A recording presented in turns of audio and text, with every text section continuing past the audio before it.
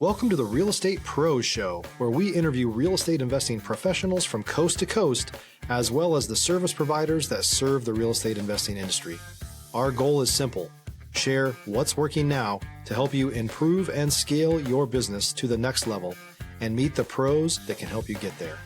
Real Estate Pros is powered by Investor Fuel, America's leader in helping real estate investors and professionals build the business you need to live the life you've always dreamed of. Let's start today's show. Property insurance for real estate investors doesn't have to be difficult, but it does need to be there to protect you when you need it. MyInvestorInsurance.com not only provides insurance at 15 to 30% cheaper than traditional agencies, it's built specifically for real estate investors like you. You can set up an account in about 2 minutes, get quotes on properties, turn on and turn off insurance for your fix and flip or rental properties in around 2 minutes without having to talk to anyone directly, all through our portal. There's no better way or faster way to make sure you've got the coverage you need to protect you, and no more lengthy policies either. Once you're set up, you're billed monthly and prorated by the day for however long your policy is active. It's powered by MSI, the third largest independent MGA, with 1.5 million customers and more than $1 billion in cumulative premiums written. Get set up today in about 2 minutes at myinvestorinsurance.com/fuel. Hey folks, welcome back to the show. I'm your host, Dylan Silver. Today on the show, I have Mike Balezine out of Trenton, New Jersey. Mike began as a handyman for a property manager and then realized that there is a lot more to it. He's also a licensed agent. Mike, welcome to the show. Glad to be here. I always like to start off at the top by asking folks how they got into the real estate space. I was working my 9 to 5, and I needed some extra cash on the side, so I decided to start doing some handyman work. And my wife at that time she was helping out a property manager with some day-to-day tasks, and um, we came across a couple of houses that needed to be done, and her normal handyman couldn't handle, so I stepped in and I just took some uh, some little evening jobs that I can do, paint here, fix there, and little by little I got into it. At what And point in that's time did you realize that this would be an opportunity for you to operate as a property manager and potentially a real estate investor? I saw that there was money to be made. I saw what my clients were doing. I saw how unit turns were working. I saw how much rent was coming in, and I began listening to audiobooks. I went on to Bigger Pockets to see what else is out there, and I thought I could do this. And a lot of my clients asked me to pick up rent here and there, and I started. I decided to do it legally. I went and got my real estate license, and at the same time, I saw how much money there was to be made being an agent, and all of the pieces kind of came together. And so I think a lot of people can resonate with the idea of looking at something from the outside looking in and wanting to get in. You really dove in head first. Was there any level of hesitation when you were doing this, or was it like, hey, let me just start and see what happens? I figured it was the best time to start. I didn't have kids back then. We just got married, so I figured, I can work this 9 to 5 job forever, but I needed something else. And I had this little transition period where I did both at the same time. But Hmm. then, this free enterprise kind of took over. So let's talk about that first deal on your own, and let's talk about the steps leading up to it. Time period, what was the relationships that you had to make, the deal itself? What was your first deal like as an investor? The first deal was with my father-in-law. He had the capital, and at that time, I already gained some knowledge. I already had my real estate license, and our first deal was a flip. And then there was the second flip. The first flip we did within 2 to 3 months. It was very quick and it was a very successful flip. So Hmm. that kind of showed us that, we can do this.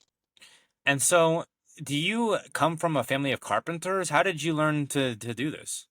Stop living on an island and join the #1 mastermind in America for professional real estate investors. Investor Fuel is a community of hundreds of the nation's top investors working together to build stronger businesses and better lives.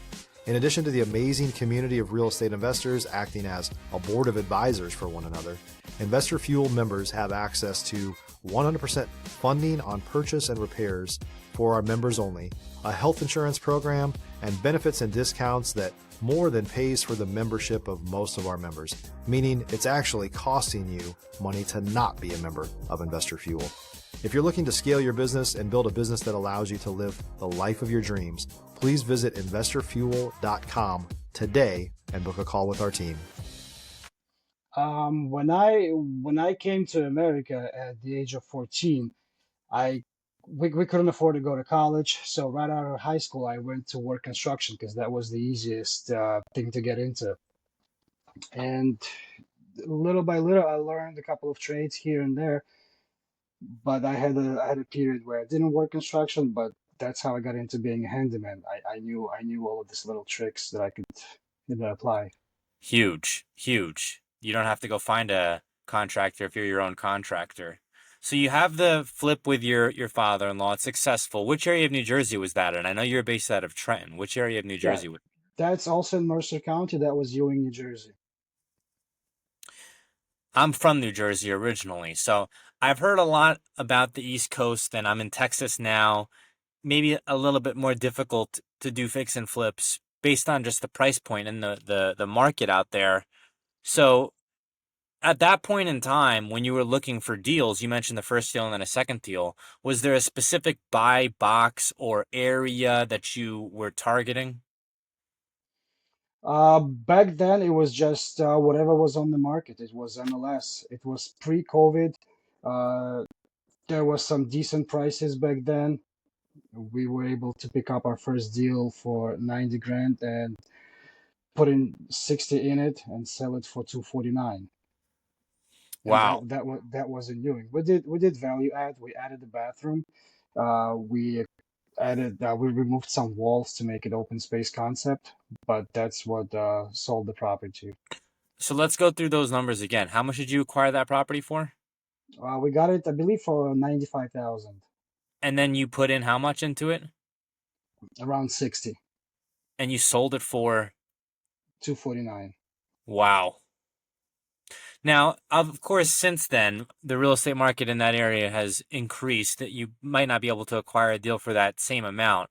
But generally speaking, those are good numbers even out here.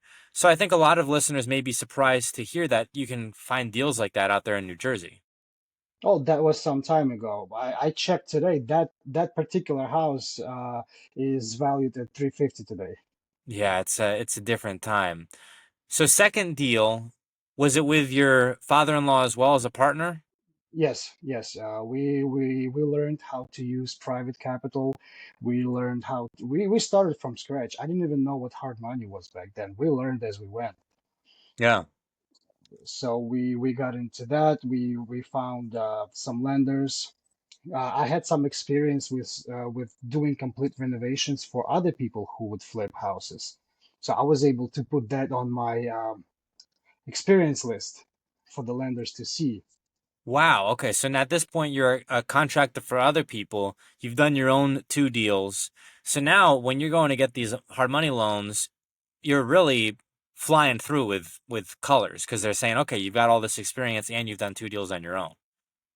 Yeah, yeah, and that's pre-COVID. Yeah.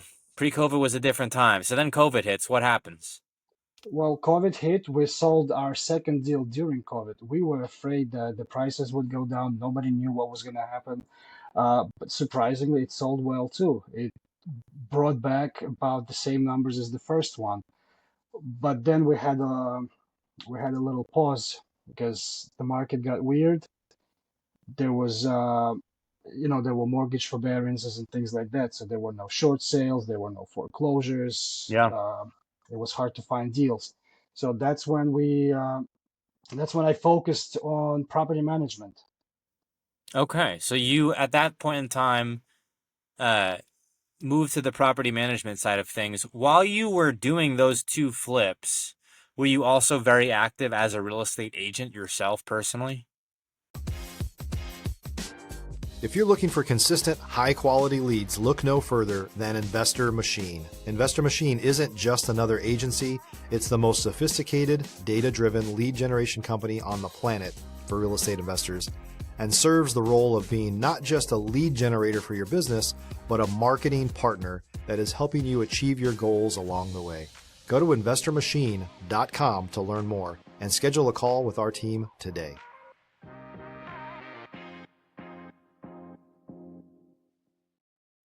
Yes, yes, I was active. I still had clients. I still had clients from my handyman days, Mm-hmm. and they needed their properties looked after.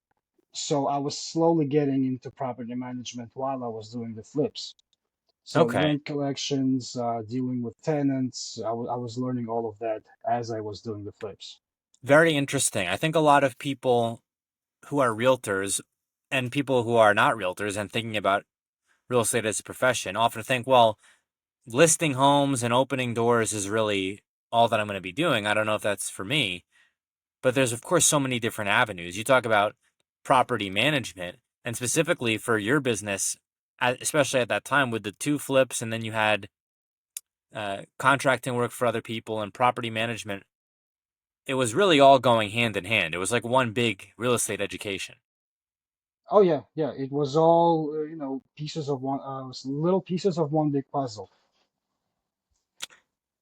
When I think about the typical journey of a real estate entrepreneur, I tend to think, and this is coming from my vantage point as a wholesaler and a realtor in Dallas, I tend to think you're on the outside looking in, you're networking, trying to figure out how to get in. You might do a couple deals in the wholesale space. You might partner up with somebody like you were able to do a flip, short term rental, midterm, long term. Then you might go into hard money. So catch us up to speed. Once COVID hits, now we're outside of COVID. Did the business change? Did you stay with the property management? Yes, so that's I stepped away from contractor business a little bit. I'm still doing it. I still have a team, but I'm not picking up as many jobs as I used to. I'm using my team on unit turns now as I'm doing more property management. People move in, people move out. There's plenty of that. So I turned my contractor business into maintenance, and it's been working out. At the same time, I will do a flip here and there if the right deal comes along. But right now, yeah, I'm focusing on property management and acquiring more long-term rentals for myself, and I have a couple of partners too. How many doors is your business at? And is it out there in New Jersey or is it across state lines as well? Right now, it's all in Mercer County, all in New Okay. Jersey. I have a little over 80 doors, couple of commercial properties, a couple of 7 to 8 unit buildings, but totaling around a little over 80 doors. So let's talk about scaling a business in the property management space. For someone who may not otherwise have thought of this as an option, it does sound like a pretty great gig, right? So you're able to participate in real estate. You're also an investor in real estate, but not every property manager necessarily has to be, right? You can manage other people's property, partake in the real estate game without owning the property, and then build up a nest egg that way. What would your advice, Mike, be to folks who are starting out? Maybe they are getting a real estate license or thinking about it, and they want to maybe explore property management as an option.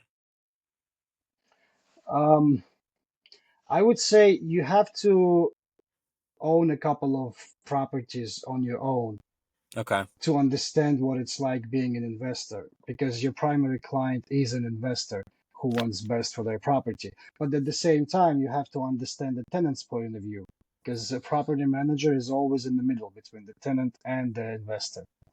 And if you have your own rentals, you'll know kind of what it feels like. If you're a new or newer real estate investor looking to launch or grow your real estate investing business, please check out Investor Fuel Club. It's a coaching community, but unlike anything you've ever seen before. And you can actually partner with members of our mastermind from coast to coast on deals right in your market. There's no better opportunity to build a consistent business than to literally partner with pros to help you avoid costly mistakes, avoid the need for capital to do deals, and help you eliminate your fears as you're starting your business. Learn more about Investor Fuel Club at investorfuel.com/club. Sure. That'll help you provide better service. Are all of these that you manage, are they all year-long leases? Are any of them shorter-term rentals or corporate housing?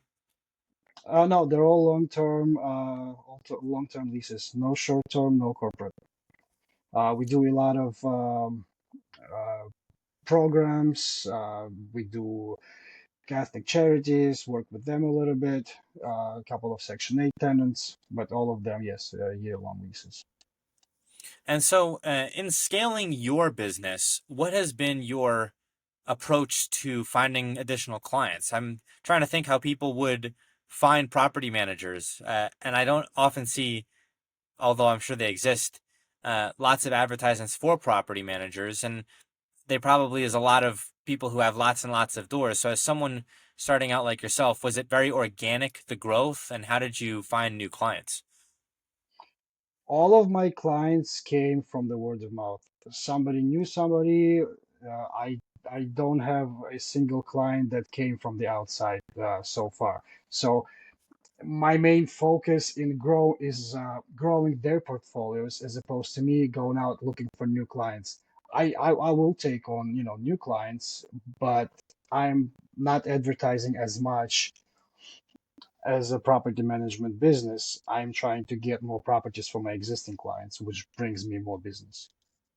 Let's talk a little bit about the relationship between a property manager and the investor who you work with, who owns these properties. Are you at all, or do any property managers ever provide feedback uh, in maybe a joint venture capacity to some of these investors as a way where maybe they could do certain things to improve their property, or even if there's other opportunities that you see to potentially expand their portfolio, you bring these opportunities to them. Is that something that happens in this space? Well, in my case, I was able to partner up with one of my clients, and it's been working out great so far. We've done a couple of flips together. We're actually looking into building now. It's a completely new business venture for us, but we are aggressively looking into that. Sure, Like new builds I acquiring think land are and building. huge. Yes. New builds right now, especially with I can speak for DFW. It's the margins are slimmer in Dallas on fix and flip deals, right? And I think maybe everywhere. And new builds seem to have at least a uh, better outlook in many cases. Um, let's pivot a bit here, Mike, and let's talk about uh, being able to adapt as a real estate entrepreneur. I've seen this many, many times, and it's actually shocking to me now that I've done so many of these podcasts. The biggest commonality that I've seen between real estate entrepreneurs is they are great at meeting new people and building new relationships. They have a knack for problem solving and very difficult, sometimes even frightening problems they're able to work through. And then they also have this ability to adapt, right? So you went from handyman to fix and flipper to then property manager and really expanded that. Um, what has been your approach to adapting and to moving with the ebbs and flows of markets? I would say open-mindedness. I'm I'm not afraid to try new things, new approaches. If if especially if it feels like you're getting stuck, then you should try other ways to do it. For example, when the flips slowed down a little bit, when COVID hit, we didn't know what to do, where to get deals. So I focused on the existing properties. I focused on what I was managing, and together with my investor clients, we did value adds on their existing properties. We renovated the kitchen here and there. We renovated the bathroom here and there, which drove the rents up a little bit. Yeah, that's huge. And then during COVID, surprisingly, there were good rates. So as we did value adds on the existing rentals, we could refinance, and my investor clients were able to refinance and get some capital ready for new deals. So while you're going through these changes in your business, and you're mentioning a strategy where you did value adds to existing properties, are you kind of consciously looking for new ways to adapt your business? And is this like an active brainstorming that you're doing, or is this more like an organic, almost stumbling upon these different ways to add value to other people? I always talk to my clients, and all of them, it's they have different opinions, different ideas, different approaches to situations. So I get a little bit of information from everywhere, and I'm able to put it together and share the same information with my other clients, and maybe get them to do something different. And it all kind of works out together. So we have this big brainstorming situation. I'm really curious to see what the future of property management is like, because right now, of course, we have AI, which is popping off like crazy.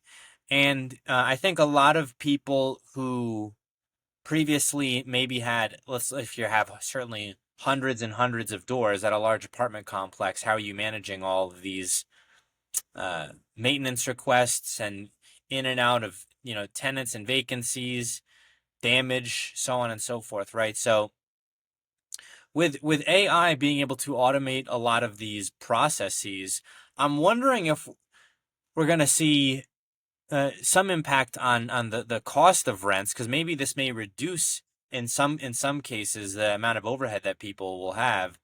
But also, are we going to see new ways where people who may be living at some of these larger apartment complexes will be able to have some of their needs addressed on a very, very timely manner and almost instantaneous, right? If I submit a maintenance request at a certain period in time, and it immediately gets communicated to someone, and then I'm able to follow up with them, and rather than kind of me be upset with like the front desk or whoever I'm talking with, hey, this thing isn't working, I'm talking with, an AI. I think this is may sound like very far in the future, but I think we're only a handful of months away from something like this. Well, AI has already become irreplaceable in the world of property management, but one of the first things it replaced is paralegals. Now you don't have to pay attorneys to draft notices, letters, and things like that. It does it pretty well. But when it Yeah. comes to maintenance requests, yes, it will help address maintenance requests in a timely manner, but you still need a human touch there. Not all tenants are tech savvy. There are older tenants that Yep. don't use text messaging. They'd rather make a call and have a person schedule an appointment or explain the situation. You have to hear them out, because when you're a property manager, you're not only your client is not only the investor, it's also the tenant. You have to make them happy as well. So you still need a little bit of a human touch there. There still has to be a person behind that screen. Most of the Absolutely. tasks will be replaced, but you still, and every situation is unique. For example, you have to charge the tenant for something, or something is wear and tear. I don't think AI is there yet, differentiating between those.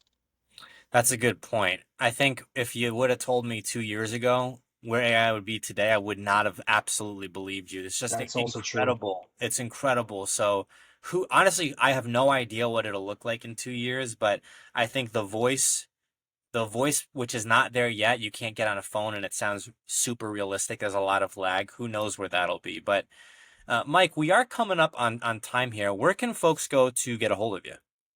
Well, I have a website, lionpaulmanagement.com, or my email, lion.paul.mgt@gmail.com. That would be the best way to get in touch with me. I am local in Trenton, New Jersey, working in Mercer County, property management, flips, or real estate transactions. Once again, for our listeners, that's lion, Lion, dot paw, Paw, dot mgt at gmail.com. Mike, thank you for coming on the show here today. Thank you, Dylan. Thanks for joining us for today's Real Estate Pros Show. You can learn more about the amazing benefits of the Investor Fuel Mastermind community, including surrounding yourself with hundreds of other rock stars, 100% financing for your deals, and members-only discounts from vendors you're likely already using that, as a member of Investor Fuel, will save you more than the cost of your membership. Visit investorfuel.com to learn more. If you're interested in joining us as a guest of this show, please visit investorfuel.com/pros to apply. You can also check the show notes for access to free resources, how to get access to world-class lead generation, and much more. Don't forget to subscribe so you never miss another episode. Have a great day. We'll see you on the next show.